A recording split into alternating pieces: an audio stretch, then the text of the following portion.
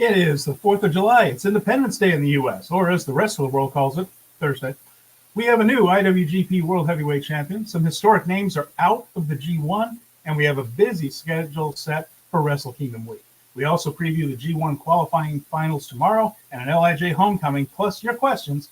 With Jeremy Finestone, I'm Stephen Conway. This is Speaking of Strong Style.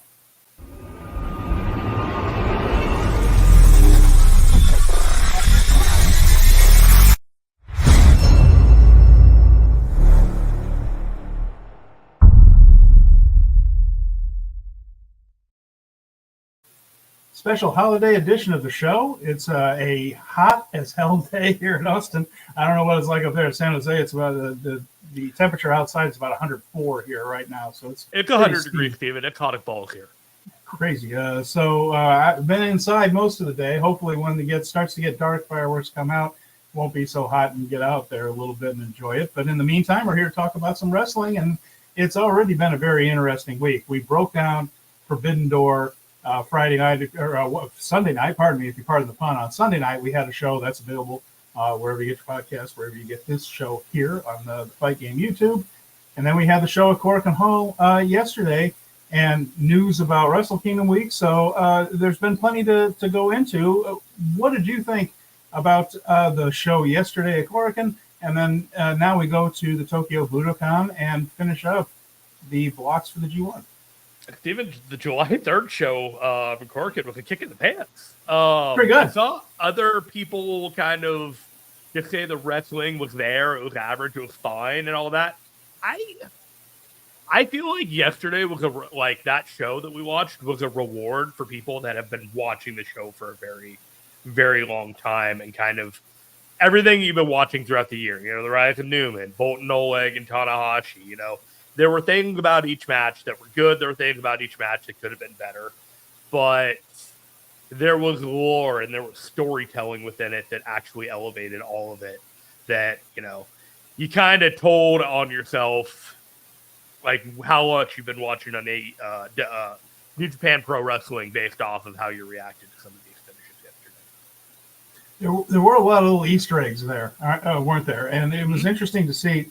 I have a comment about that when we get to a specific match.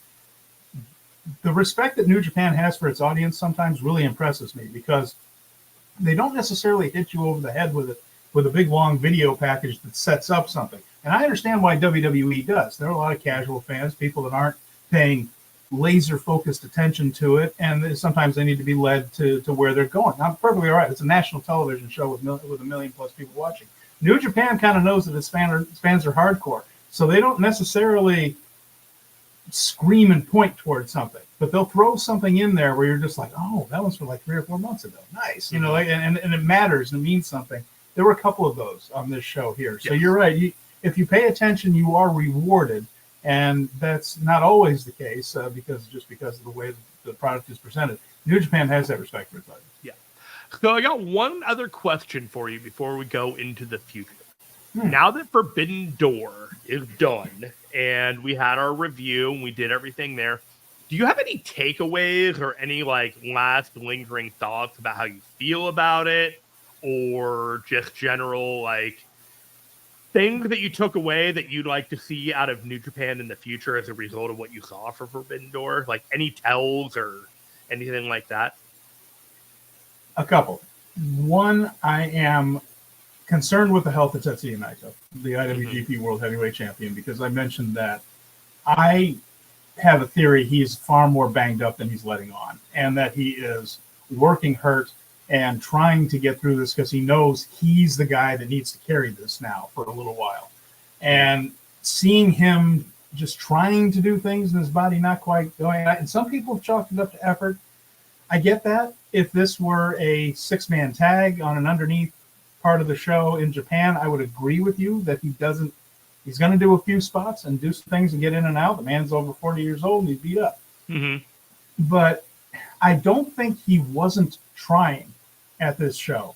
A lot of people have said that Mox was trying to pull something out of him. I get it. There were moments there where things were discombobulated and it didn't seem like they were on the same page. My worry isn't so much that. I think Naito was going to win the World Heavyweight Championship, knew that, of course, and I don't think it's a lack of effort. I think for something like that, he wanted to have a better match than he had. I'm worried that his body, he didn't even try the Combinacion Cabron, remember, which involves vaulting over the top rope and things. Didn't even attempt that. Fell off the top rope once when he was struggling to stay up there. There were other times when it was just some moments when he couldn't post like he normally does. And I wonder if he knows he's the guy. He knows he's the biggest draw in the company. Everybody knows that. And I wonder if he's just saying, I can't really do this, but I got to at least do something and try here. So I hope between now and G1, which is coming quick, that he gets a chance to rest up after this show tomorrow and be ready for that. That was my concern coming out of it. The other thing that I took going forward is, boy, does Zack Sabre Jr. look strong going into this tournament. Mm-hmm. And that is, I think, a sign. And I also want to keep an eye on Shingo Takagi in there, because he's just been he lost to Danielson, but that hurts absolutely no one ever. Mm-hmm. I lost to Bryan Danielson. But they have been putting him in prominent spots in big matches, and he has shown up and shown out. And I still feel going into G1 that those are my two favorites. If I'm making odds in Vegas, Zack Sabre Jr., Shingo Takagi. And they came out of Forbidden Door, one with a loss, one with a win, but both looking good. Right.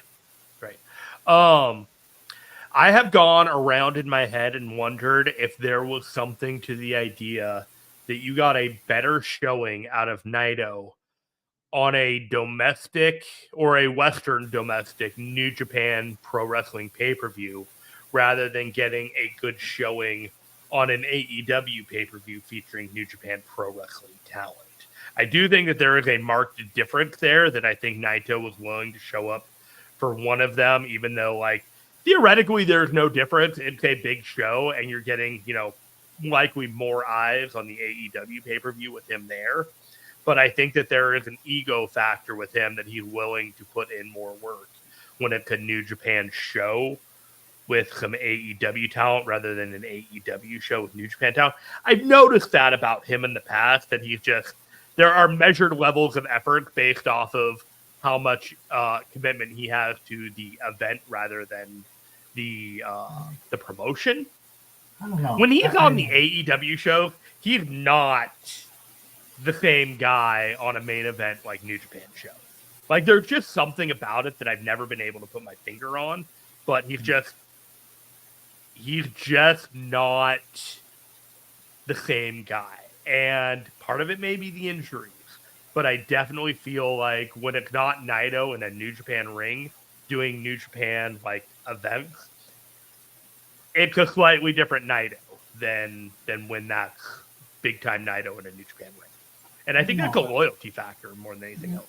It could be. I still feel like it wasn't so much that he didn't want to do stuff as that he couldn't do some stuff. There is definitely a factor of ooh, you don't look like you're looking so good here. We touched on it the other day too, and you touched on it with Zack Sabre Jr. and Shingo.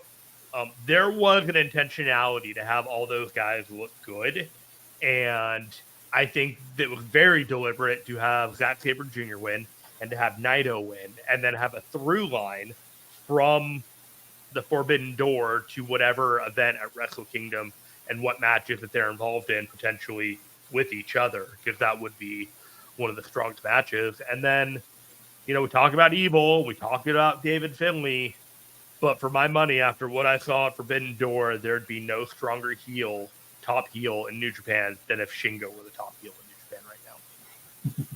And even if he doesn't go heel, I don't think he's necessarily going to go heel here.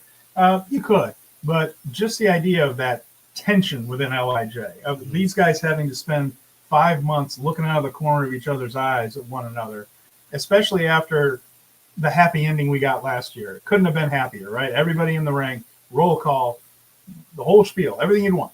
And then after that, this year, paranoia for 5 months. I mean, even Do you if think they're trying to plant that seed with the fact they're doing LIJ versus LIJ matches right now? Sure. Yes. The homecoming thing can be a self-contained thing. They've done that before, where somebody wrestles in their hometown against their own faction mates, and it's a friendly fight.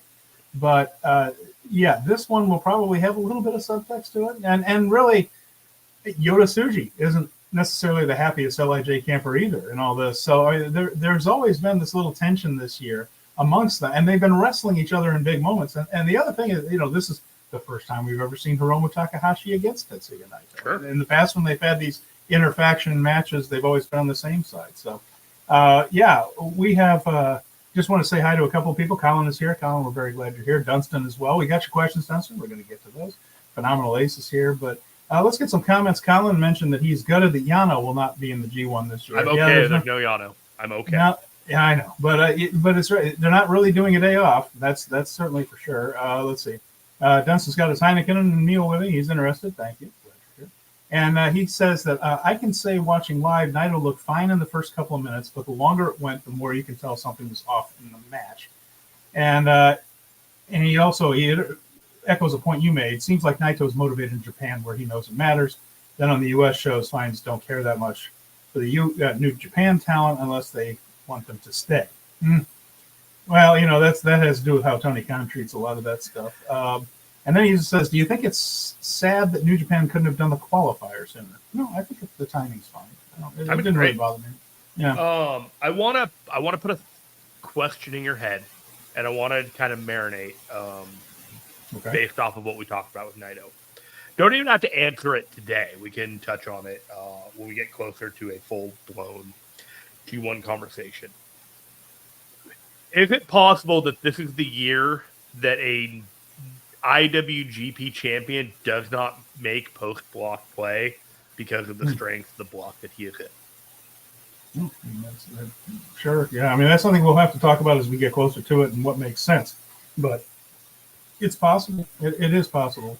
If they're trying to elevate people and, they need to have Naito as the top person, and it seems almost like counterintuitive to not have him elevated, but there may be a mentality where they have multiple people chasing at his heels, and they're getting closer and closer. And if he is badly banged up, that's a couple fewer matches he has to work. Yes. Yeah, so just something to marinate and think about based off of the conversations that we were brought to. And Phenomenal Ace mentions it's weird because Naito was red hot in 2017, 2018 in the States when they did the G1 specials. Yeah, he was. And obviously Naito's older, got to factor that in no matter what. Yeah, he's no younger. Factor that these individuals have gone through. We think about these insane matches that he had with Ibushi, and Naito and Ibushi had, those 3 matches, among others. And you see how Ibushi's body has treated him, and it's just, there's a reality that there comes a cost physically with the style of wrestling that we so greatly respect these wrestlers put themselves through. And, the shelf life comes at you quickly when you can't go at the level that you can't anymore. So let's talk about this show from Korakuen Hall on Wednesday, just yesterday, July 3rd. And this was at Korakuen Hall, put about 1,200 people in the building. So not quite a full house on a Wednesday, but a good crowd there. And it began with an 8-man tag match. And this was Doki, Sanada, Takamichinoku, and Yuya Uemura from Just 5 Guys, facing the team of Togi Makabe, Tomoaki Honma, El Desperado, and Yuji Nagata. So Desperado basically with the trainers from the Noge Dojo, for the most part, is what this was. And this was really a Desperado Doki preview. That was the main point of this one. Uemura hit a crossbody on Honma to win, so a G1 participant beat a non-G1 participant. They protected both guys in the junior heavyweight title match that's coming up tomorrow. So this is basic New Japan booking as it is, as it gets. So this is strictly Challenger's team wins. He's standing in the ring pointing at the champion who's holding up the belt, but neither one of them take a fall. And someone who is not involved with the G1 is beaten by someone who is. There you go. I mean, it couldn't have been more simple than that. But every time I see these two in the ring, it makes me look more and more forward to Desperado and Doki. Yeah, I feel like that match just kind of snuck up on us because the way the G1 is coming, and then all of a sudden July 5th is here, and bam, this is the main event. Cool, great. Match is totally fine. This was one of those matches where Chris Charlton, he was commentating by himself on the show. He popped me, and I know that he popped himself when he described this match as just 5 guys versus just third generation. And so check 5G versus J3G, and I was just like, you know what? I respect you. It didn't quite land, but I get it, and I'm with you. I like Colin's name for him, Despy and the Dads. It's not bad. Oh, Despy and the Dads. my three dads starting to My three dads. There you have it. But yeah, perfectly fine opener. It was kind of discombobulating to kind of realize that El Desperado is the de facto like leader babyface of Hontai, and he's coming out there repping with this old generation. Yeah, Shota's not there right now. He's injured, and Hiroshi Tanahashi has almost a different role right now. So you look around and it's like, hey, El Desperado, you're the face. Let's do this. Phenomenal Ace mentions Makabe. So he says, I haven't seen Makabe wrestle in a minute, but I haven't kept up with New Japan like that since 2020.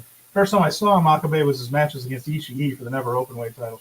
Those were phenomenal and stiff as hell. I mean, there was a triangle going there. There were probably more people than that. But really, Makabe, any combination. Makabe, Goto, who was still in Hantai at the time, not in Chaos yet, and Ishii from Chaos. Anytime a combination of those guys met for the never openweight title back then, it was the classic Slavinaka. Good stuff. The next match. Well, I think I might have missed a match in here, but let's talk about that because what we started with was not what we ended with, and I'll explain. So this was Hiromu Takahashi, Teton, and Yota Tsuji to face Ren Narita, Sho, and Yoshinobu Kanemaru. This was very quick. It was very basic stuff, really. And everyone was just kind of going through the motions of a house show match. Tsuji ended up getting Ren Narita in a Boston Crab with the porch swing move in there. That had him all tied up. And when that happened, the rest of House of Torture just ran in for the DQ. Just ran in and started attacking everybody, got disqualified. That brought out the rest of LIJ. They ran off, or ran them out of the ring. Shingo Takagi got on the mic and said, hey, we have a match coming up right after this. The hell with it. Let's just do it right now, but let's do it 6-on-6. Your team against my team. Challenge them right there to, instead of having two different 6-man tags, do a 12-man tag. House of Torture agreed. They brawled around a few more minutes, and then Bushi ended up tapping out Dick Togo with the Fable leg lock. It seems like they decided to fast forward this show a little bit. And instead of doing two tags with entrances and exits and all that stuff, they hit the fast forward button, giving the qualifying matches a little bit more time and giving Naito less he has to do. So Naito came out, again, did a couple of things, mostly brawled in the crowd, didn't do a whole lot in the ring. And they got in, they got out. Naito sort of tipped his cap to everybody. This is the first time they'd seen him since he regained the title. And that was it. So, again, felt like they just wanted to keep things moving along and maybe keep Tetsuya from taking many bumps. Did that Naito tip cap feel weird at the end? Yeah. Like, it's like, goodbye. Not so much goodbye, but it's almost like I'm not going to have a whole lot of moments like this, so I'm going to, like, take it in. I don't know. There was something about it that seemed kind of like, I hope you had the time of your life from Green Day kind of vibe. I didn't get that so much. It was almost like he was waiting for people like, you guys noticed me, right? It's just Tetsuya Naito here. There was definitely kind of just like, I don't know. There was a weird energy that, like, he looked back and he paused and there was a dramatic thing and then he went back into it was weird, but I don't know. The whole match was just kind of fun. It was, for all intents and purposes, Steven, it was a clusterfuck. There's 12 people in the ring, all around the ring, and it looked all around like Cork and Hall. They worked all the way around the building. I mean, Naito grabbed they're Evil and headed right for the West sign. By the way, iconic moment. If you're going to Cork and Hall, and I have been, and I should have done it, go to either that East sign or that West sign and take a selfie with it, because every great wrestler's head has bounced off that sign at some point over the history of Cork and Hall. Everyone likes to do that. We just pulled them right up there and smashed them into the sign. It makes a big noise. It's pretty good.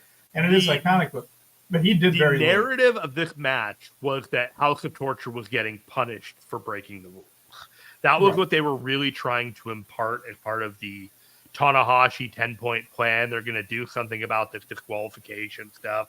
They were really trying to sell people on it because, you're watching it and you see another disqualification or whatever, and then, basically LIJ, which is the top faction, comes out there to clean house and beat everybody up and win the match is kind of their idea of cleaning up the shenanigans. But the shenanigans still happen. So, little column A, little column B. It was fine. It was fun. I feel like once you get after the G1, there's going to be a more concise direction in how they're addressing interference and a little bit different than before. Just a gut feeling.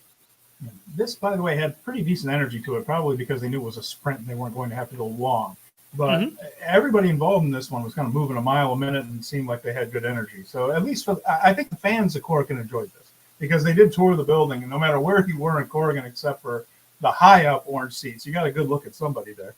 Phenomenal Ace has a couple of comments. He says, "I'll never forget the crazy Honma spot where he did a headbutt off the ring onto the floor onto Ishii. So he did a kokeshi from the apron to the floor, and that was before he got hurt. Before he did do that. Ishii brings it out of people, I suppose.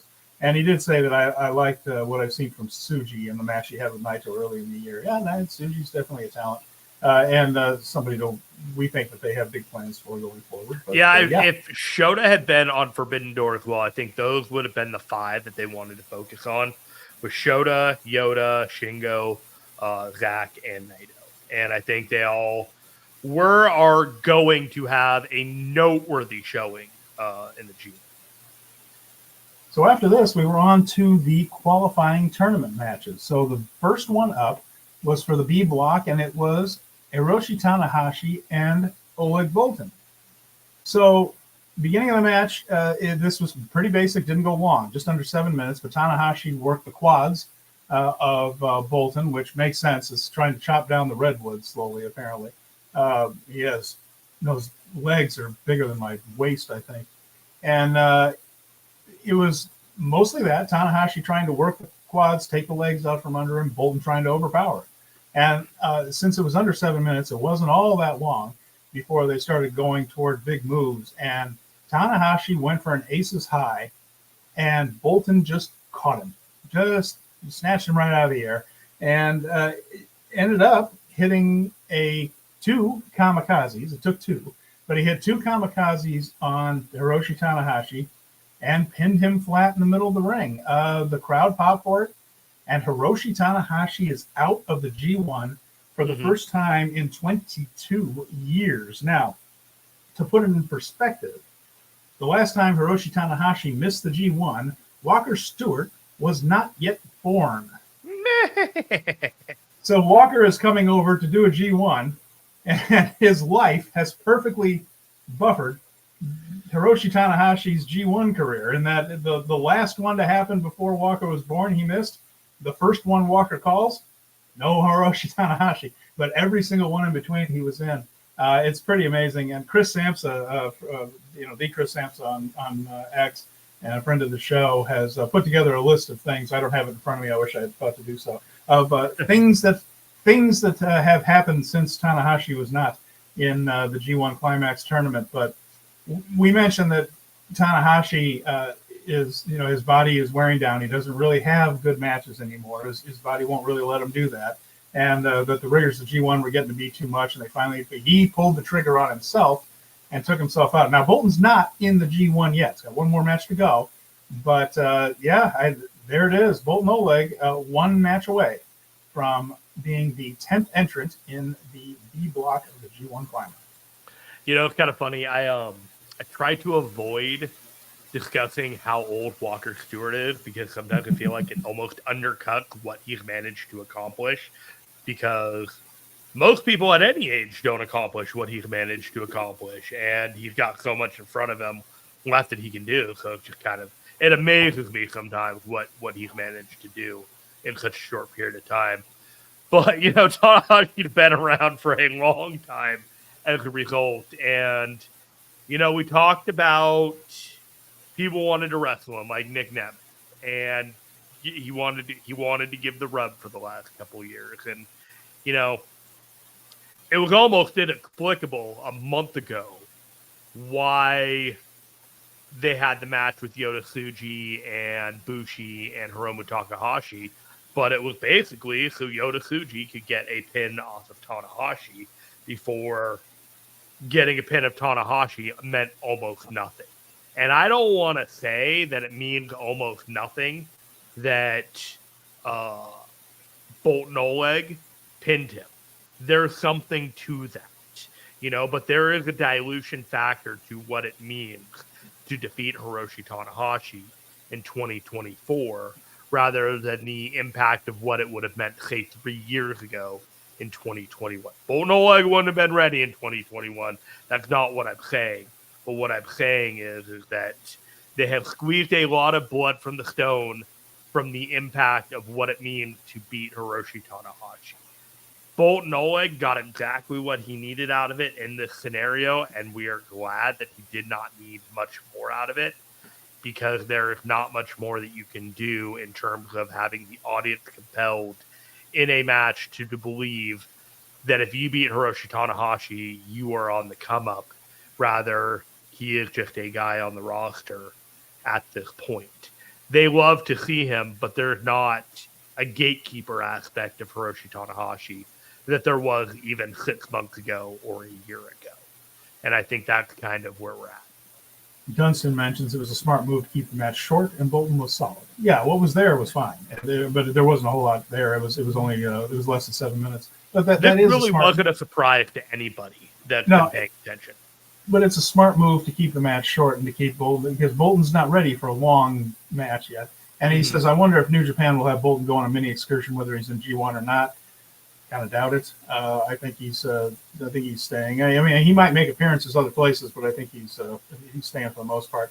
And then he also mentions he can learn what his style will be and find a character that isn't one note. Well, there is time for that, but I kind of doubt they're letting him go, or else I think they would have by now. I think they're going to hold Boltin's hand personally and excursion him right alongside the rest of the New Japan roster wherever they go.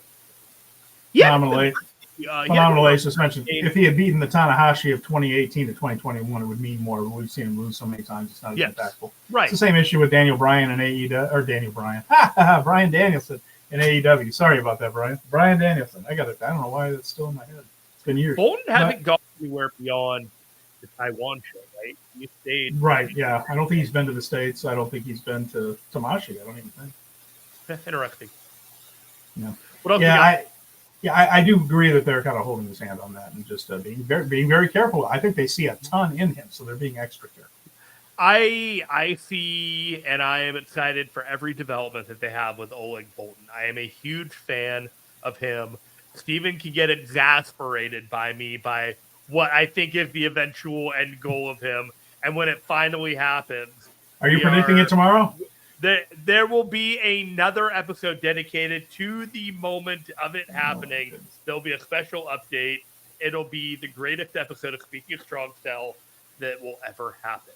But it has not happened yet because, Steven, we got to give it time. Got to let it marinate. All right. Ace just said he could go to MLW for excursion. And I don't know. He says, I don't know if they're working with TNA. Here's the thing. Iron sharpens iron, and I don't think there's a whole lot of iron in MLW. There are some talented guys there, but I think he's with better guys in New Japan doing what he's doing and working with them. You still want him hanging out in the States holding court?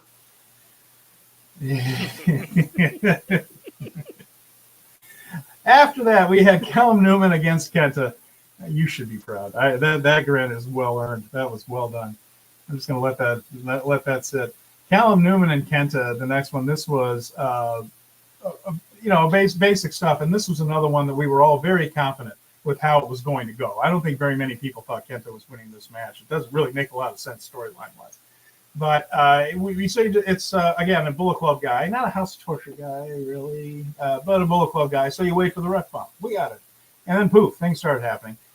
He brought out a kendo stick.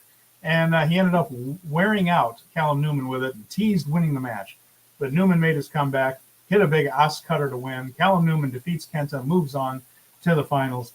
And once again, we're just talking about a guy who, similar to Tanahashi, was at one point one of the 5 best on planet Earth, whose body simply will not allow him to be so anymore. So with that in mind, it's fine with me that Kenta doesn't participate in the G1 this year, just like it's fine that Tanahashi doesn't, and we can get somebody else in that spot. But Kenta's a good guy to put over Callum Newman. Again, it just kind of helps Newman level him up. And I think this accomplished the mission going into the finals. I feel like there has been an audition for Callum Newman for a long period of time, and he has just been checking off the boxes in some way, shape, or form.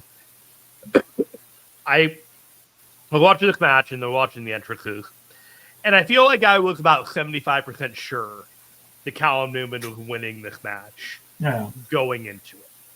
I was about 85% sure when Kenta held up the Defy title. There was something about him holding up the Defy title that made him seem like lesser of a wrestler going into this tournament. Not that there's anything wrong with Defy, but it just felt like, I don't know. There was something about him holding up the Defy title that was like, yeah, you shouldn't be in the G1 holding a Defy title. I don't know about that. Like, it didn't feel like it belonged. And then there was a point in the match where I was 100% sure, based off of the ass kicking that Newman was getting at the beginning of the match. Yeah. Was there a point in the match yourself where you're like, yeah, I think Callum's winning this? And was it early or middle or even at any point in the match? But I felt like it was pretty early on that I was like the blueprint. Well, there wasn't really a point. There wasn't really a point where I thought he would lose. Before, during, after. Well, not after. That would have been silly. But not before going into the event, not during the match right there, especially once he started selling for minutes at a time earlier. So, okay, there was a way out of that match that was like, let's make the veteran look good before he loses at the end.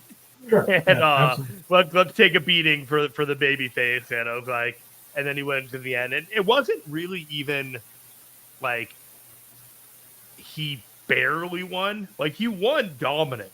He finished Kenta, and they went through all the typical babyface tropes that, like almost House of Torture-ish, with the chair and the crotch chops and all that stuff. And, Callum Newman overcame it all. And I think they're setting him up for something. I feel like there's something there with him. Larry Sternstein says it was the first time seeing Callum. Hello, Larry. Yeah, hi, Larry. Glad you're here with us. And I agree. He is going to Japan for G1. Oh, really? Very cool. He contacted me privately, and he was like, I'm going. And I'm like, you are going to have a great time.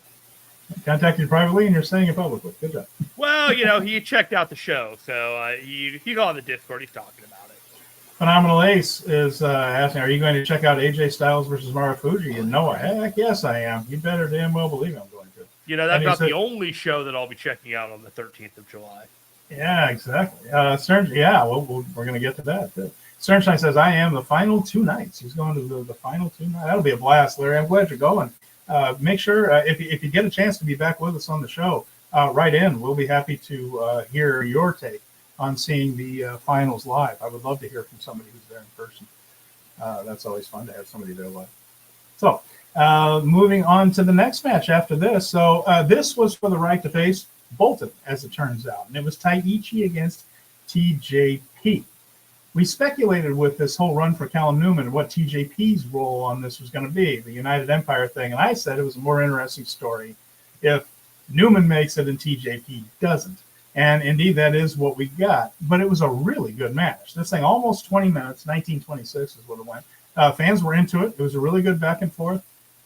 You heard a lot of fans for Taichi, a lot of people also for TJP in the building there. The match really kicked in. It was always good, but it kicked in once TJP got the Pinoy stretch on Taichi. Fans popped for a sequence of Taichi kicking out of the roll-up that beat both he and Kojima over the last few months. And this is what I was talking about earlier, Jeremy, where the fans really pay attention, because that got a big pop when they saw that. They remembered that that's the move he pinned Kojima with. They remembered that, Taichi has fallen prey to this, and Taichi sold it like, oh, no, not again.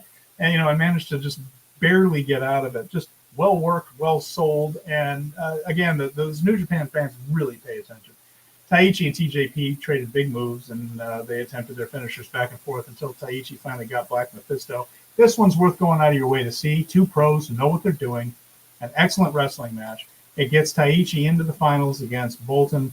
And TJP was gracious in defeat. That was one thing. A very babyface exit for TJP from that. He tipped his cap, so to speak, to Taichi a couple of different times. And so certainly no attitude change there hinted at or anything. But TJP is out. Callum Newman is still in. Taichi goes on to face Bolton. But a heck of a good match, Jeremy. I really enjoyed this. This felt like the right result. Like you're watching it, and if TJP had won this match and it was going to be TJP versus Bolton Oleg, that doesn't feel as big of a gatekeeper match for Bolton Oleg as, say, Taichi versus Bolton Oleg. You know what I mean? It was all about, TJP has a supporting character role right now within New Japan Pro Wrestling.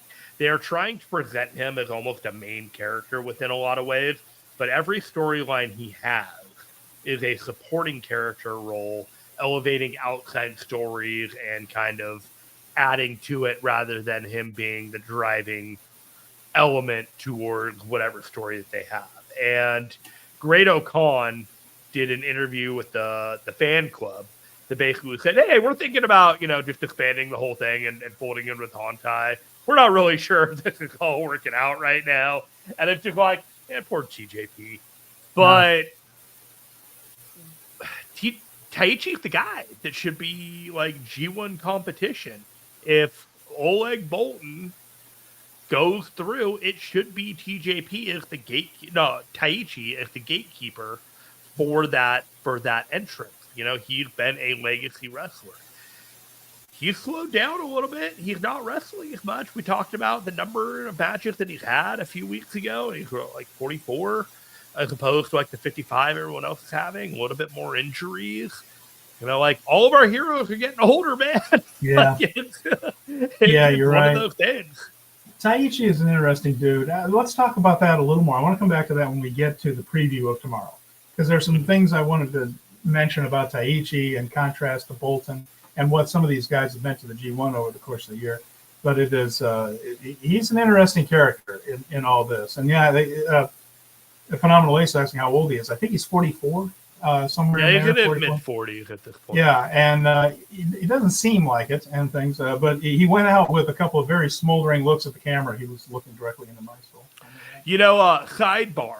During the Tanahashi match, Chris Charlton kind of went in on Okada and the AEW booking of him. Did you catch that? Yeah. He basically just said this characterization of Okada is not my Okada. The selling out for a buck is not my Okada, and he did it in a storyline way, but it felt like they were taking shots at the simplistic booking that they have of Okada. And, myself and my friend, Garrett Gonzalez, we have been calling him One Note Okada in a lot of ways because there are very, very few nuances to what we're getting here. He is an Asian man making funny trope style comics, like calling people bitch and saying curse words and doing very limited stuff. And it's not feeling like it's very special or what we had over there. And I feel like I don't know if it would be better if he left or not. There is an unfortunate not long tradition, but recent tradition, I should say, of in wrestling of the Japanese wrestler not knowing any English except the curse words. Right. And that's that.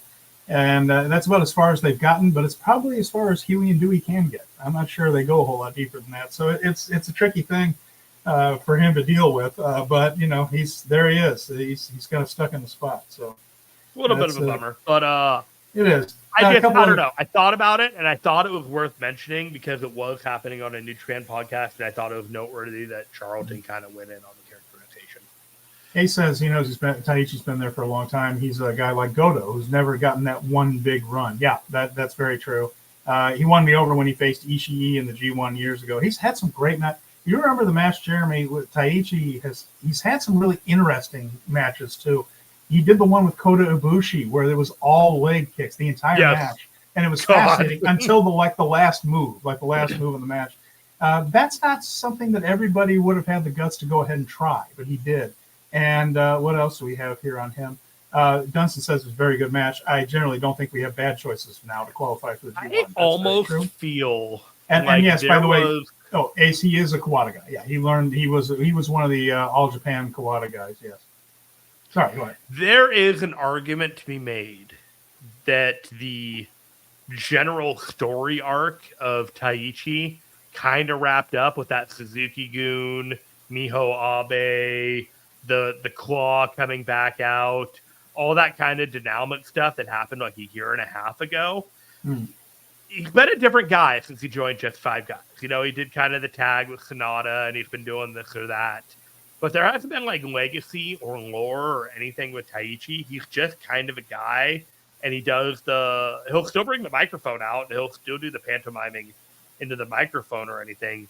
But this whole, like, the vibe and the presentation of Taichi has been slowly deconstructed throughout the years, where he's not really a front and center upper mid-card guy. And so it's interesting because if you look at the roster of Just Five Guys, he should probably be the leader. Sonata just doesn't have the charisma for it. But there we are. I mean, he's the guy he and Doki have all the charisma in Just Five Guys. All of them. Like the other three guys are not. Sonata soaks it out of the room. Michinoku is pretty much neutral, and Uemura is just kind of there and is trying to find himself. So all the charisma is with Doki and Taichi. I'm kind of curious. I'm going to look something up on Taichi. Phenomenal Ace says, I don't think Okada cares about his character, though. He says it's the same thing with Nakamura and WWE. They don't care to have the same matches they have. Well, that's true. It's Nakamura left partly because he just didn't want to have or couldn't have those types of hard-hitting matches constantly. And they don't want to be seen in the same limelight as Ace's take. And that's fair enough. I mean, if you're going to leave, if you're going to work a different style, work for a different company, you might want to do something totally different than your other character. That's valid. I wish it were a little more thought out and clever. But again, he's working with a couple of guys who don't have a lot of depth. And so that's about that's what he's got to work with. It's a shallow pool. So Taichi's ceiling as a singles wrestler has been the never openweight championship, two cup of coffee reigns, in 2018, 2019. And that seems about right. Like, I don't really think he's ever going to be IWGP champion. And if he doesn't really get what he got. You can say that his best run really was Dangerous Tekkers with Zach. Mm-hmm. As a really excellent tag team. Yeah, they spent half the year as a tag team champion, tag with Zack Sabre Jr. I was just kind of looking, with the G1 and his run in the G1. He's always been kind of on the lower end, just sub-winning record kind of that guy. So, I don't know. I just gatekeeper for Oleg is about the right position for him, and it's curious to see how much of a wind down he's going to have. Is he going to be one of those guys that they call upon to be an ass kicker when they need like someone in a spot for a wrestling match over the next couple years? Where it's like, oh, I've got Taichi coming. You got Taichi? Oh no! I feel like that might be like the role for him going forward. Dunstan also added something with Okada. He says he thinks in AEW they're waiting for Kenny to hopefully return and run back the story. Yeah, I think they would love to have that match on. And Ace just says, I will say being with the Elite isn't helping very much. That's more the angle itself not having any impact, which is the whole other conversation. Oh, there's a lot that we can talk about with Okada. And there will be times where we have plenty of Okada conversation. And from what we heard about Wrestle Kingdom week, might happen in about 6 months. But anyway, let's move on to the next match. There's still one more to get to. And then this was something. Yeah, terrific match. So this was the, as Charlton called it, the Chaos Derby, and I appreciated that football reference there. Tomohiro Ishii and Yoshihashi. So this was almost early on a young lion proving ground style of match, and that Ishii was just blowing through Yoshihashi's offense, just not selling or registering or having any of it. And it wasn't in a heelish bullying way. It was more of him as like, I know you got more. Show me. Show me what you got. I know you have more. I train with you. Show me. And just pushing Yoshihashi to fire up on him. And so to me, Jeremy, this did not come off as a bullying thing. It came off almost like a mentor saying, I've seen you. I know you can do better than this. And pushing him to do so. And he did. So he wanted Yoshi's best. The crowd was very much into this dynamic. And I was impressed with how they rallied around Yoshihashi, although there were still plenty of people cheering for Ishii. A big moment was when a brainbuster attempt was reversed into a DDT. That was a big moment, and had the crowd kind of convinced that Yoshihashi might pull this out.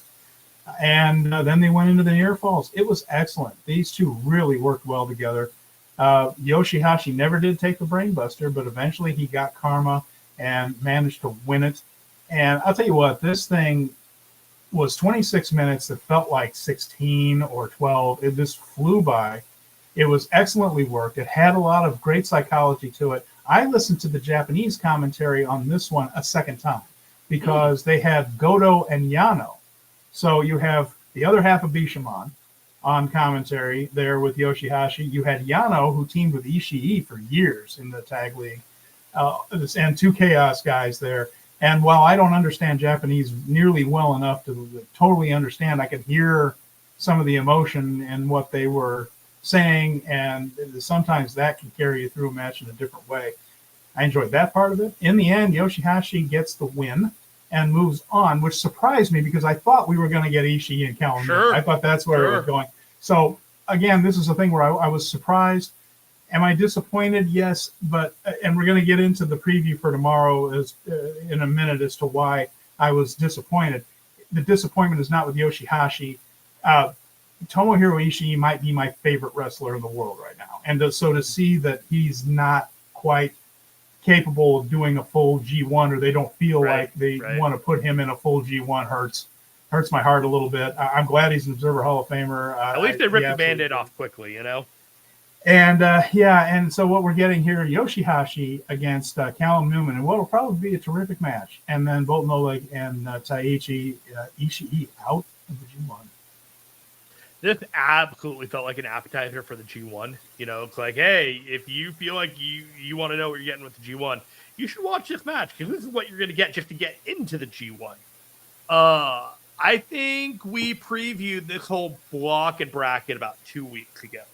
And I was laughing at the end of this match because when we went through the bracket, I distinctly remember near the end of this block discussion, I looked at you and I said, are we sleeping on Yoshihashi? And it ended up being we were all sleeping on Yoshihashi. You know, we got Hiroki Goto. He moved forward because of his performance in the New Japan Cup and, you know, all of these things. But Yoshihashi didn't quite have those credentials, and he had to fight to get to this point. And so I think we all just kind of assumed that if you're going to have an Ishii versus Yoshihashi match, you know, given the pedigree and given their lineage, that Ishii would move forward. But no, we got an incredibly competitive match, a match that, you know, you only see at this time of year, given their alignment with each other and in general. So I thought this was great. I was here for it top to bottom, and I was just pleasantly surprised by the end of this card.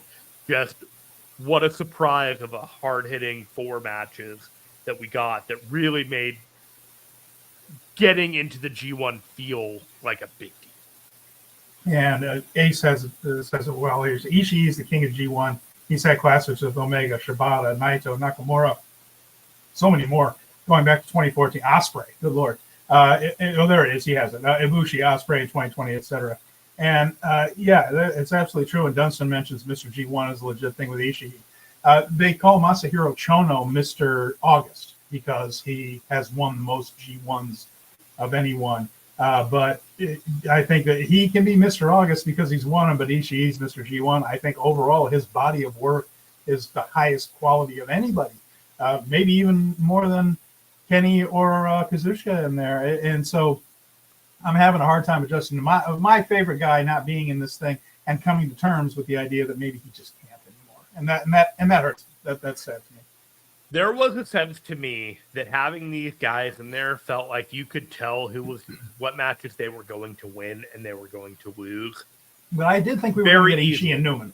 I thought we were going to get Ishii and Newman. I'm talking about like if you were to put Ishii and Tanahashi, those guys into the G1, and you put them against the spread of the other guys, you could pretty easily determine which matches they would win or lose with a relative degree of difficulty. Okay. if you have the other guys that are in there, I think it's a lot harder to accurately predict what they're going to win or lose because of their newness and what they want to do with those wrestlers. They obviously won't have as much of a winning record, more than likely, but a lot of the ideas and the theories behind what you do in the G1 is it's not that you have a winning record, it's that the ones that you win are consequential to and affecting other wrestlers who have a better record, but it's not a perfect record to get where they need to go. So my skepticism on Newman and Bolton when this whole thing started came from a place of me being a New Japan fan for a very long time. Mm-hmm. And I think this is where being newer to the party might actually help you, because I'm so used to New Japan being conservative with young guys and new guys, not just young, but new, that it is taking me a while to believe in this youth movement. And remember, Jeremy, we kind of thought we were getting it last year, but the Three Musketeers were all thrown into that one block and just used to try to establish Sonata as a strong champion when he ran through all of them. So we thought, oh, now we've got the Reiwa Three Musketeers. It's going to be something big with Shota and Tsuji and Narita. And in the end, they all kind of went blah and blah, and the story wasn't them at all. It was just Sonata going undefeated in block play to try to convince people he was a good world champion. And it's really made me think, okay, it almost makes me hesitant to think, are they really going to do either one of them or both of them and things? It just takes me a while to jump in the pool. I think fans are definitely ready for it and excited about the idea of especially Newman. But let's take a look at at this, because Taichi would have better matches. Bolton's not ready to have long, really, really good G1 matches, but maybe it's time for new people in this thing and not somebody who's 44, although Bolton's not young. He's just new. He's in his 30s. And Newman is much younger. And, he and Yoshihashi, you could make a case that Newman's matches, especially against some of these guys, would be better than Yoshihashi would have. So it's hard for me to think that Tanahashi, Ishii, Taichi, all of them out of the G1, because I've associated them with it for a while, but all of those guys are in their mid to late 40s.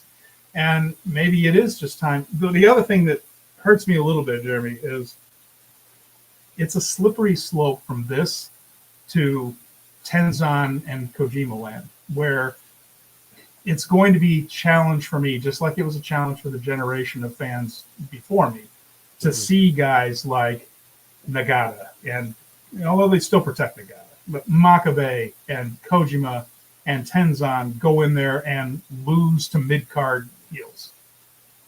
And just the idea of Ishii being pinned by guys from the Bullet Club on the regular and things like that, as being that guy that, oh, Ishii's in this match, he's the one that's going to take the loss. I'm not ready for it yet. And there's a slippery slope to that, because remember, as soon as Jushin Liger stopped competing for the Super Junior title, he was losing left and right. I mean, they are not sentimental about that. Certainly Gedo isn't, because Gedo doesn't protect himself. So it's a thing where he damn sure will send somebody else on to lose. So I'm kind of watching a little bit through my fingers here as I see some of my all-time favorites slipping into potentially that role of, well, now he's the guy that just puts people over. And I understand that this will happen. Not quite emotionally prepared for it at the moment. Sure. I mean, there's an emotional and a logical and a, just fundamental instinctual of how you feel about these things. It's like your hero's getting older, and some of the mortality, the factor, the pain, all that stuff.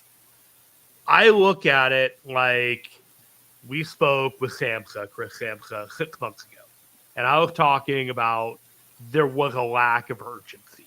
There was a lack of feeling like you got to start doing this stuff right now. And I think with the loss of Tama Tonga and the loss of Ospreay and the loss of Okada, a lot of the people at the main event level disappearing, that sense of urgency became a lot more realized right now. It's like they're going to have to spend the next 18 months, not just the next 6 months, getting the next generation ready so that they could potentially take over at Wrestle Kingdom in 2026. Like, I don't think Shota and I don't think Yoda, I don't think those guys are ready yet. I don't think they're ready to be the main event draws, top to bottom.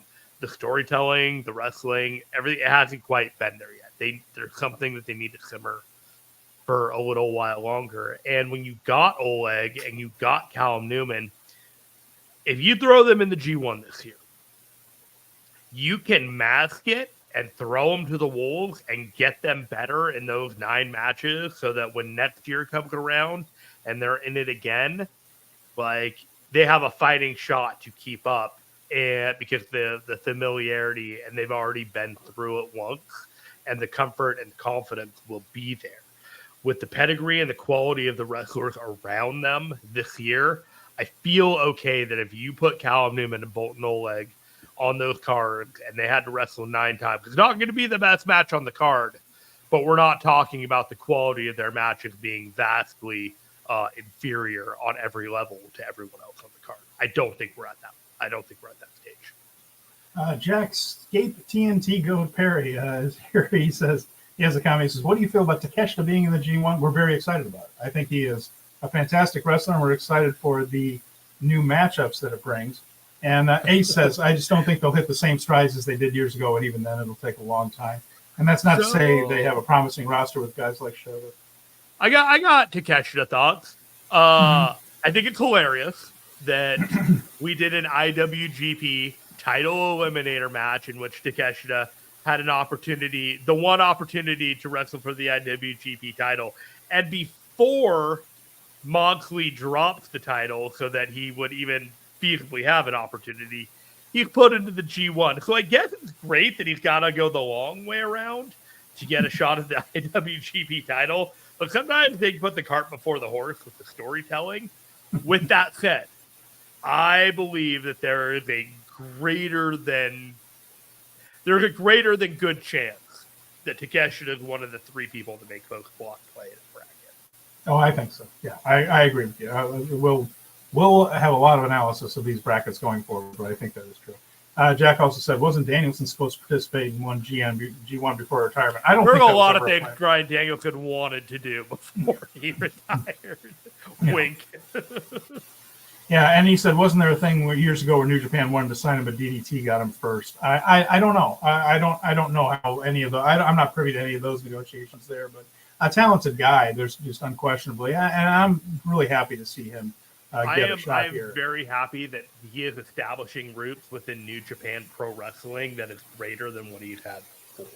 There's a lot of people that see Takeshita and they see New Japan Pro Wrestling and just kind of assume that, there's been links to them before. And it not like this. Now, this is what people will be thinking of. It's like when Takeshita was associated with New Japan Pro Wrestling, this is where it starts. It's that G1 run that he has. And, that Yota Tsuji at like the slate, the match card with Yota Tsuji and Takeshita. Man, I am with everyone else. I'm totally here for the image of those two to beat the crap out of each other. Yeah. Well, it's I am excited about seeing him in there, and so I don't know if there's any heat between the companies or whatever, but it's there might be, but I'm sure that's probably past, and it's probably with the former administration in New Japan anyway. So we've got new guys in charge. So moving on, let's take a look at this card in tomorrow at the excuse me, at the this Tokyo Budokan. So this is a new-ish building, and it's not Budokan Hall. Those are 2 different things. It's Tokyo Budokan, and it is in the neighborhood in which Tokyo is the whole series of cities. Really, it's so big. But this is the part of Tokyo from which Tetsuya Naito and Bushi are from. So this is where the show is going to be tomorrow, and this is where we're going to figure out finally who the G1 participants are. It is headlined by Doki and El Desperado for the IWGP Junior Heavyweight title.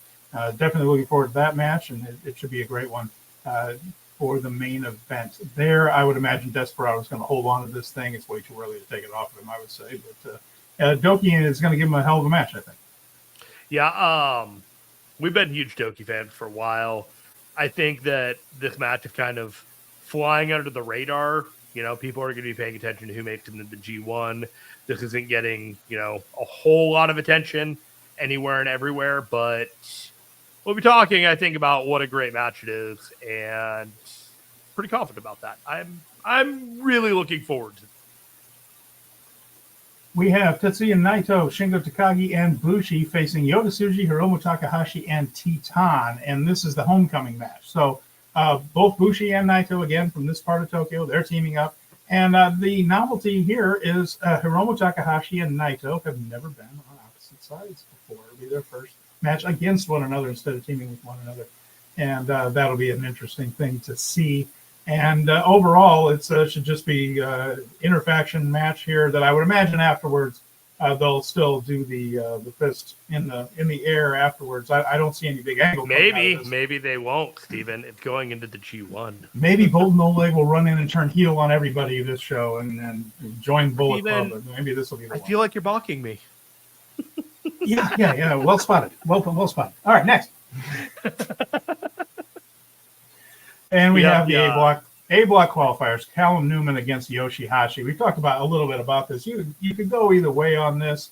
I think this is one case where Newman is probably going to be the better choice and give you better matches in the G1, but we'll have to see which way they go with it. Just I just get nervous because every time I think this is going to be the youth movement, it's cut off. Every time I think, and including last year and several times since, I think this is it, and then it's not. So I will wait and see. I think about the random Naito versus Callum Newman match that we had about 3 or 4 weeks ago, beginning of Dominion. And I think about the fact that Callum Newman might end up being in Naito's block. And I think, Callum Newman may not beat Naito, but he can certainly cause a draw and maybe cause him to lose the top seed in this division. It's stuff like that is just deliciously devious in the G1. All right. And the other matchup we mentioned is Taichi against Boltin Oleg. And that goes to what we said. Again, Taichi would have the better matches. But are they ready for Oleg to go in and have those kind of G1 matches against that? If they do, I'm confident that they would keep them short and work in that direction of just trying to, whether Bolton wins or loses the match, they would do what they could to keep it to his strengths and hide his weaknesses as he develops. Again, he's improving rapidly, but this is the G1 climax. Again, just goes to how much of a youth movement are we going to get? And we'll find out tomorrow. But I'm excited about this one because I think this is a guy that Taichi can really work well with. How old do you think Boltin Oleg is? I want to say, 33, 34? He's 31. 31, okay. All right. 31. I was just looking at this because I was like, I wanted to see how old Taichi was, and I wanted to see how old Boltin Oleg was. Taichi's 44, and Oleg Boltin is 31. Now, Yoshihashi is 42 years old. Yeah. And Callum Newman is 21 years old. Yeah, that's true. That's right. Half his age. That's interesting because Yoshihashi and Sanada tried out the same day Naito did and got right. But Naito got accepted. Yoshihashi and Sanada were not. Sanada ended up going to All Japan. Yoshihashi took another crack at it and got through it. He was in Okada's class. He and Okada were young lions together and came back together from Excursion. And so, but he has kind of a baby face, I think, Yoshihashi does. Doesn't look 42, but he is. Yeah. So let's see what else we got here. A couple other comments here. Let's see. Did we see people hating on ELP saying he was Logan Paul from Wish? I'm not going to say what that was. Something that my girlfriend mentioned is that she just thought that he looked like the Lost Paul brother. And he's saying, well, Logan's been paying attention to ELP because he has a lot of his moveset. That's actually a fair point. Let's see. Speaking of Shingo, he had a phenomenal match with Bryan on Forbidden Door. I want him to be a heel after that match. I want him to be the top heel in New Japan. He just wants everybody to turn heel. He just wants everybody. We do need better heels in New Japan. Are you kidding me? Like, our the heel situation is dire. Yeah. David Finlay can't be the top heel everywhere. Gabe Kidd is entertaining, but they're going to turn him babyface sooner rather than later. He's going to turn himself if they don't. I mean, absolutely. He's so, you joke about me like turning people heels. Like, give me a good fucking heel in New Japan. Yeah, no, there is badass ass kicker that like takes the title and says, "You want it? Come take it," and nobody can. Ace just says Newman's my age. Holy. Let's see. He has more than enough time to grow compared to Tsuji and the others. Yeah, that's something we've talked about Ace on the show in the past few weeks or months. Is that we think that it would really benefit New Japan perhaps to fast forward the system a little bit. I know they take these guys, but if you leave them on excursion for 2 or 3 years, like they have at some point, some of that was pandemic related and all, they come back and they're already 25, 26. It's just, works better when they are a little bit younger. Dunstan says Oiwa can come back as a heel and hopefully with his own faction. That is very possible. He's sort of turned into the lone wolf heel in Noah. Not full heel, but he has sworn off everybody. He's just told everybody else to piss off. Let me get the Halka Torture comment here. Halka Torture aren't good heels. They are, but they have run their course and they have used them too much to the extent where their potency has just completely outstayed their welcome. There was a point where I was a House of Torture defender, but it's dumb. Like they have killed it. They've killed it dead. Beating evil doesn't mean much of anything. Like, right. It just doesn't. And certainly nobody else in the House of Torture and things. Beating the War Dogs would mean a little bit more because I think the crowd takes like kids seriously. I think they're starting to take David Finlay more seriously. Not that work's not done, but Finlay's doing his part of it and having good matches. But beating evil, I think that's the issue, isn't it, Jeremy? That they don't have a heel that outside of Finlay that really feels like you've climbed a mountain and overcome something because evil just doesn't have that juice anymore. Right. And that's a real issue with him. Yeah, fair enough. Okay. Hey, before we go forward, we pushed something back to this week talking about Youngblood. Did you want to cover that? Well, yeah, but there's still more to talk about from the Budokan here. So we have those matches. Yeah. So Ryusuke Taguchi's coming back from his injury. Oh. He's got a return match. So it's going to be Taguchi teaming with Tiger Mask, Honma, Nagata, and Tanahashi against the House of Torture, the aforementioned House of Torture. And they showed some pictures. I don't know if you saw the video package there, Jeremy, but Taguchi was in a bike accident, was riding his bike, fell off, and took a pretty severe shot to the head. He was not okay. And this is his return match after taking a good chunk of time off after this accident. So we're very happy that Taguchi is back and healthy again, ready to wrestle. Yeah, it really was. And if you see, he's got the scar on his forehead. He took a hard blow to the head. I'll have to go take a look at that after the show. My bad. Yeah, no. Taguchi, I'm glad he's back. Yeah, me too. And then also underneath there'll be Michinoku, Uemura, and Sonata against Akira, Great Okan, TJP. The opener will be Kosei Fujita and Zack Sabre Jr. against Geto and Kenta. And that is the Tokyo Budokan tomorrow. So, yeah. And you mentioned that we were going to take a look at what some other Young Lions were doing. We were just talking about Young Lions. And was that where you wanted to go with it? Yeah, we'll talk about the Young Blood update that we had to push off last week. Oscar Loibe and Yuto Nakashima are the current Young Lions off on excursion. And I went back and just kind of went to see how they were doing. Because one thing is they went to Rev Pro and they went to Europe. And they have been wrestling a lot in both continental Europe and in Rev Pro. Now you can see Rev Pro on their streaming service, but some of this stuff's kind of happening under the radar. XWX and WXW, WXW. And I wanted to see what Oscar and Yuto were doing. So their first stop as a team, they teamed up in Rev Pro as Youngblood. And they defeated Kieran Lacey and Mark True at Live in London 82 back on February 4th. And their excursion was underway. After that, they went off to WXW in Germany. And Oscar went 1-1. And they won a 6-man teaming with Nakashima. And lost with another partner there. The rest of February, he and Nakashima were unbeaten in Rev Pro. They had more matches with True and Lacey, also with Chuck Mambo, TK Cooper, mostly mid to early card as they were finding their footing, but unbeaten in Rev Pro for the month of February. But then Nakashima broke his collarbone. And toward the end of that month, and he hasn't wrestled since. So he's been recovering from that collarbone injury. And that left Oscar a bit out in the cold. So he spent early March working mostly for WXW, teaming with Anita Vaughn in mixed tags, Liam Slater. He worked Rev Pro as a single. He got a few wins there, but he lost a couple too. So he was starting to be more of a 500 guy, whereas I think they were beginning to build up Youngblood as a tag team. But without him, they've just kind of been having him in early to mid-card matches, winning some, losing some. He had more travel in April. Worked in Denmark. He worked for SAJ, which is a company I haven't heard of, in Italy. More for Body Slam is the company in Denmark, by the way, and then, like I said, WXW in Germany. He challenged for the SAJ Tag Team title against JJ Gale and Emmanuel LG, but lost.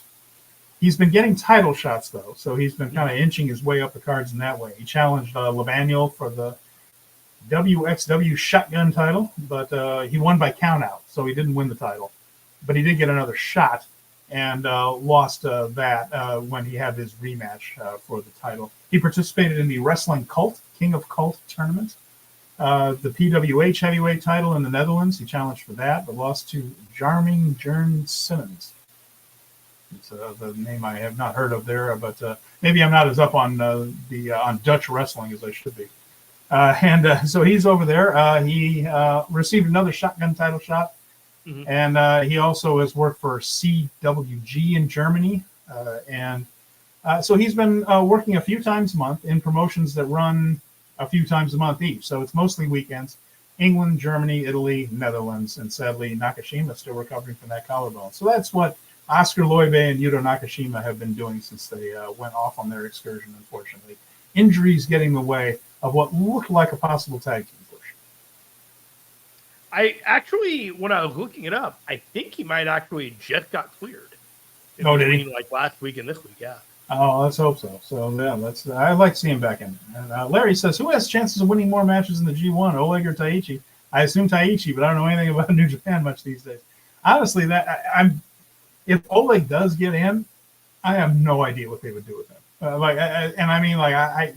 I don't know if this would be start of a mega push with him, or if they would have him go 2-7 in a 9-match tournament just because it's the G1 and it doesn't hurt him. But boy, they've been reluctant to show him losing in any way. I think he would. If Oleg Boltin made it in there, I would not be shocked if there was some type of scenario that he cost Jeff Cobb near the end to get into post-block play, and that set up a TV title match between the two of them. That could be. And let's see here. Ace says, with Naito being the champ, most likely to Wrestle Kingdom, you might as well run back Sonata versus Naito. No. I think we're good on that. No. No, gracias. I don't know. Thank you. Please no. I don't know if Yoda or Shota. Yeah, and we've already seen Yoda do it. I don't think Shota's got his other storyline right there. So I think his defenses late in the year are going to be the losses he takes in the tournament, and he'll probably survive them and go into Kingdom as the champion. Speaking of Kingdom, by the way, there's an intriguing match for Shingo, and there's an intriguing match for Zack Sabre Jr., but those are really the only two title matches for Naito for Wrestle Kingdom that I'd be remotely interested in. We have information, Jeremy, on Wrestle Kingdom week. So speaking of Kingdom right there, we have found out from President Tanahashi and Taro Okada just what their plans are for Wrestle Kingdom week. That was just recently announced, December 29th, no surprise here. Stardom has their big show of the year in Sumo Hall. That is always one of their big ones there. The final show of the year for them is one of their biggest. They're going to do that in Sumo. And then January 2nd, they will have a Matsuya Haneda Fan Fest, and that is going to be at Haneda Airport. So it'll be, they say there's going to be a lot of English content, so fans coming in for Wrestle Kingdom can visit that if they are flying through Haneda and not Narita Airport, two major airports in the Tokyo area. So that's starting January 2nd. January 3rd, we will have a Wrestle Kingdom 19 fan and press event. And that same day, Stardom will have New Year's Dream in a 7,000-seat capacity theater in the Ariake area part of Japan there. So that'll be a big show again for them. January 4th, Wrestle Kingdom itself. And then January 5th, Wrestle Dynasty. And this is the multi-branded show that will involve AEW, Ring of Honor, CMLL, and Stardom in addition to AEW. And then New Year's Dash will take place at the Otaku Gymnasium, which holds about 4,000 people in Tokyo. So that is the Wrestle Kingdom week schedule. So I'm very there, excited. Jeremy. Very, yeah, I'm very excited. Yeah, it's going to be very interesting. And your birthday is that week. My birthday is that week. I know. Go to bed and wake up at New Year's Dash and be like, New Year's Dash breakfast morning on a Monday. It's just wild. Just wild. Yeah, it's a big birthday for me. So I'm glad Wrestle Kingdom is around to take my mind off of it. But yeah, that is happening then. So yeah, it'll be very interesting to see how all this turns out. I know we had some questions here that Dunstan asked that I do want to get to before we finish up. Is that okay with you, Jeremy? Sure, I'll get them. All right, I'm going to run them down. Let's see. He asked, did NJPW drop the ball with the Mox run? Could they or should they have used him better to elevate the young guys? This whole elevating young guys stuff is exhausting sometimes, but I understand what they're saying. But no, I don't think they blew it with him. I think it was a matter of sometimes you do a switch so that you have a title change on a big show. And that does happen. There are all kinds of examples of a champion dropping a title for a little while so that he could win it back on a certain date. And because some companies just feel like a title change is more exciting than a retention. And if you look at what we had at Forbidden Door, the show kind of needed that there, or the companies felt like they needed it there. So there is a tradition of saying, okay, you drop it here, and then you'll hold it for a little while, and then our guy regains it. Now, I don't mean to go all the way back, but the very first Starrcade was like that, where Ric Flair was a champion, dropped it to Harley Race just so he could win it back. They did it again in 1987 with Ron Garvin, and there are other examples of that, certainly in WWE, where guy drops it just so that he can win it back in Mania, and there's a history of that. I don't think they blew it though. Do you, Jeremy? I don't feel like it was a blown. I thought it was fine. Huh? I thought they blew it. No, come on. I feel like there were a lot of mouths to feed with the IWGP title and not enough resources to make sure that it was properly spread where it needed to be.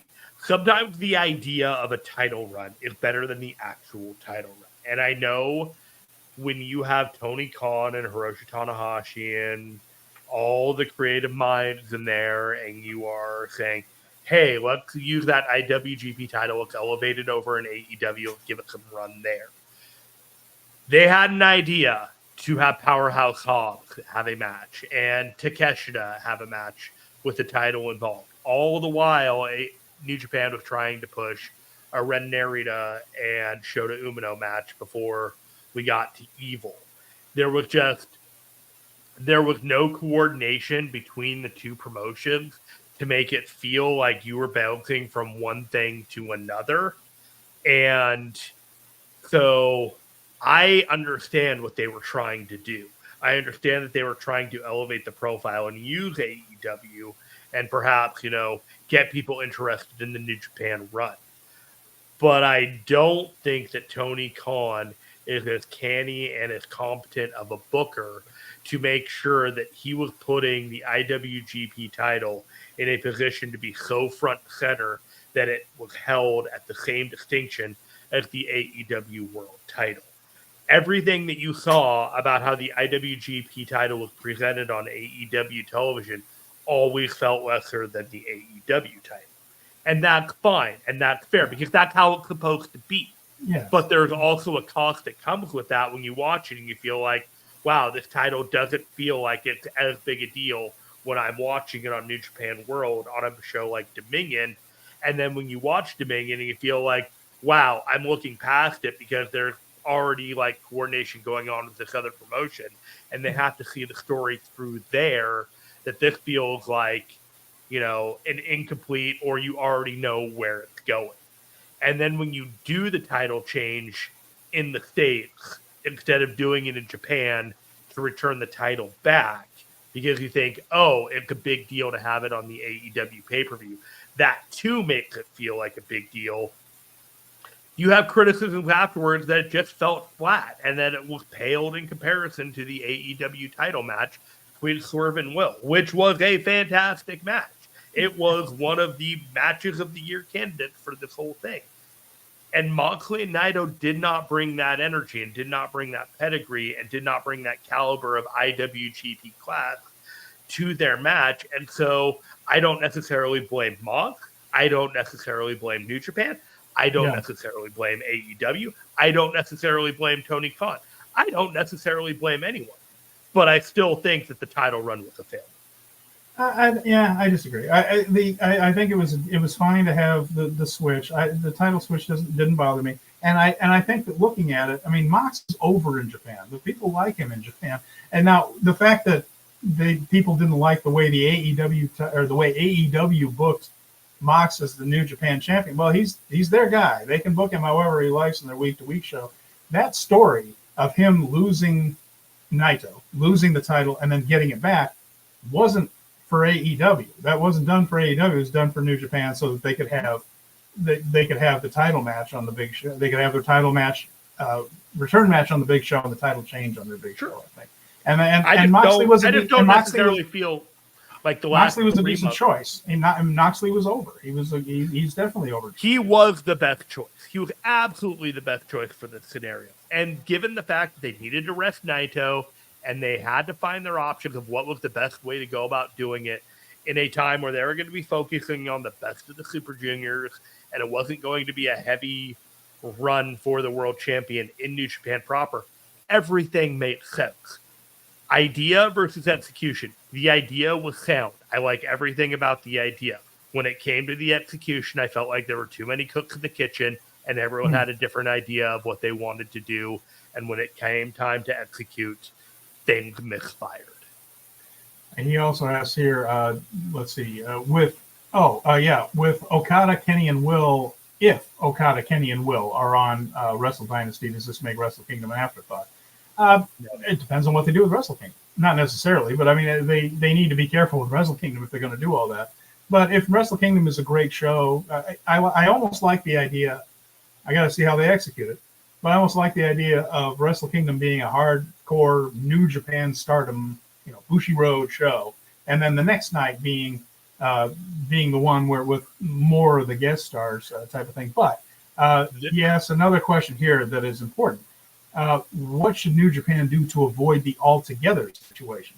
And that's simply to have reasons for these matches. The issue with altogether was, with the exception of one or two, they very much felt like, let's put a couple of guys from different companies together, and it didn't feel like there was any real reason for the matches except, oh, look how cool it is to have a New Japan guy, an All Japan guy, and a Noah guy teaming up against an All Japan guy, a Noah guy, and like the presidents teaming up together and all that stuff. It just didn't have a lot. You do it once, fine, but when they started doing it on the other all together shows. And the only match anyone was really talking about from the last one is people were curious to see if Jake Lee would get a win over Naito and if Kitamiya would finally beat Ishii, because those were the only things that actually had any kind of a through line or a story to it. I think what they can do to avoid altogether is to have a reason for these matches to take place at Dynasty, and you have 5 months to figure that out. Then to put stuff. I think my takeaway is that with Wrestle Kingdom and Wrestle Dynasty, you should, at the most, have an expectation of maybe one outside wrestler from New Japan on Wrestle Kingdom.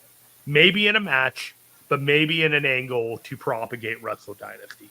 I think Wrestle Dynasty is expressly there to get all the extra talent on to a card and to have a big deal show.